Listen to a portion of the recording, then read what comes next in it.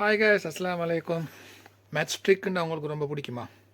அப்படியா இருந்தால் இந்த வீடியோ உங்களுக்கு தான். ஓகே பாருங்க. ஓகே, மேலே கொடுத்துக்கிற கணக்கு பாருங்கள். 2x வர்க்கம் சமம் 18x. இதில் எக்ஸ் எப்படி சால்வ் பண்ணுறேன்னு சொல்லி நாங்கள் பார்க்க போகிறோம். ஓகே, நான் கணக்குக்கு போவோம். ஓகே, முதல் ஸ்டெப் நாங்கள் என்ன செய்யணும்னாக்கா மேலே பாருங்கள்.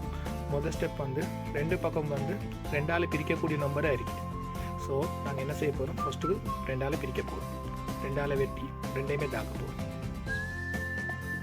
எக்ஸ் அடுக்கு எக்ஸும் சமன் அந்த பக்கம் 9xன்னு காட்டுதா இருக்கு. ஸோ இதை நாங்கள் அடுத்து என்ன செய்ய போகிறோம்? ரைட், ஓகே பாருங்கள். ஓகே காய்ஸ், இப்போ பாருங்கள். எக்ஸ் வர்க்கம் 9xன்னு இருக்குது.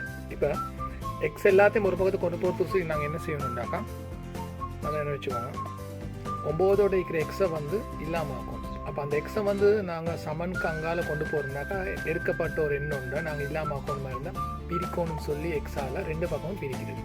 அப்படி பிரிச்சேன்னு சொன்னாக்கா எக்ஸுக்கு எக்ஸ் வெட்டி பட்டுட்டு இந்த பக்கத்துக்கு எக்ஸ் வந்துடுவார். அப்போ அங்கால 9 தான் இருக்கும். ஓகே ஓகே காய்ஸ், பாருங்கள், பார்த்துக்கொண்டு விளங்கிதான் இருக்கும். எக்ஸ் வர்க்கம் கீழே எக்ஸ்ன்னு இருந்துச்சு. இப்போ நாங்கள் அன்றைக்கி ஒன்றுன்னு போட்டிக்கிறோம். எப்போவுமே எந்த ஒரு நம்பரும் அடுக்கில் வந்து ஒன்றுமே இல்லாட்டி அங்கே நீங்கள் ஒன்று இருக்கின்ற அர்த்தம். இது நல்லா நீங்கள் விலையும் கொள்வோம், வெரி இம்பார்ட்டன்ட்.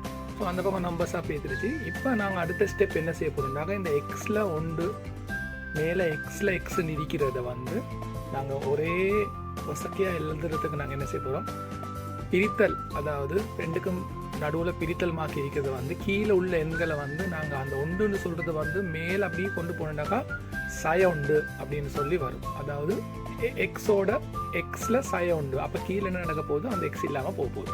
இப்போ அடுத்த ஸ்டெப் அதுதான். ஓகே, இப்போ அதை நாங்கள் இந்த பக்கத்தில் இருக்கிறத மேலே கொண்டு வந்துட்டோம். இப்போ இந்த பக்கத்தில் இருக்கிறது என்ன செய்ய போகிறோம், அதை வந்து 3ஓட வர்க்கமாக மாற்ற போகிறோம். அது வந்து என்ன செய்யணும், 3ஓட வர்க்கமாக மாற்ற போகிறோம். அடுத்த ஸ்டெப் ரொம்ப முக்கியமான இடத்துல வந்தீங்க. இந்த பக்கம் பாருங்கள், எக்ஸோட எக்ஸுன்னு வந்திருக்குது, சய உண்டு. ஆனால் இந்த பக்கம் பாருங்கள், இந்த பக்கம் 3ல் 2 வந்திருக்குது. இப்போ எங்கிட்ட தான் ரொம்ப கவனிக்க வேண்டிய விஷயமா இருக்குது.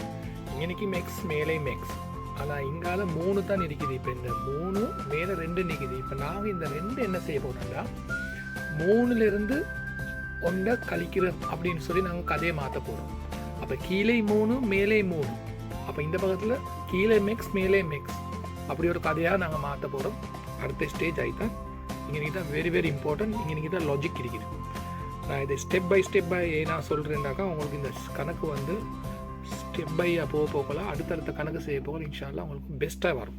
அதனால தான் கொடுக்குறேன். ரைட், ஓகே ஓகே காய்ஸ், விஷயத்துக்கு வந்துட்டோம். பாருங்கள், இன்றைக்கி பாருங்கள், எக்ஸ் -1 இங்கால பார்த்தேன்னாக்கா 3, அந்த 2 வந்து நாங்கள் 3 - 1ன்னு போட்டு நாங்கள் 2 வந்து காட்டிட்டோம். ஸோ எங்களுக்கு ஈஸியாக அன்றைக்கி டக்கிள் பண்ண போகல் விளங்குது வந்து எக்ஸ் வந்து 3ன்னு வந்துடுச்சு.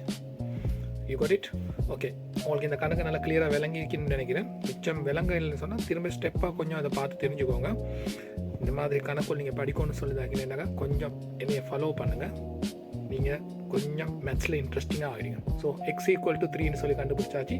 நாங்கள் நெக்ஸ்ட் வீடியோவில் சந்திப்போம். பாய்.